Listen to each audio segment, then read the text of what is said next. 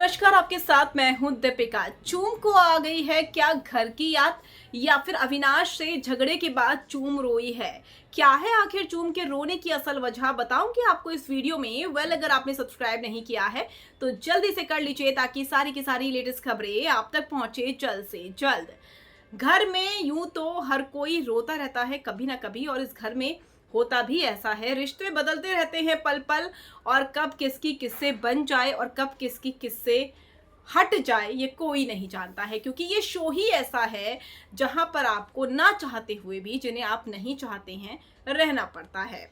अब चूम का अविनाश के साथ पंगा हुआ, बहुत गंदा झगड़ा हुआ। चूम ने साला वाला बोल दिया अविनाश को, अविनाश का गुस्सा भड़क गया। फिर बाद में अरफीन आ गए, फिर और भी लोग आ गए, मार पिटाई तक भी बात पहुंच चुकी थी। लेकिन उसके बाद चूम जो थी काफ़ी परेशान तो थी ही, क्योंकि मेंटली कहीं ना कहीं अगर आप किसी झगड़ा करते हैं तो फर्क तो पड़ता ही है। तो ऐसे में चूम रो रही थी, घर वाले उन्हें समझा रहे थे। ये कहा जा रहा है कि चूम को अपने घर की याद आ रही थी, और हाल ही में तो उनका बर्थडे भी शायद आया था, तो इसीलिए उन्हें अपने घर की याद सता रही थी, अपने पेरेंट्स की याद सता रही थी।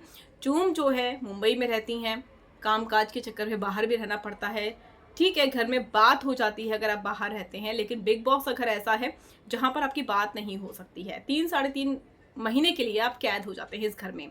तो शायद चूम भी अविनाश से झगड़े के बाद कहीं ना कहीं खुद को अकेला फील कर रही थी, परेशान थी, इसीलिए उनकी आंखों से आंसू आ गए और उन्हें आ गई घर वालों की याद।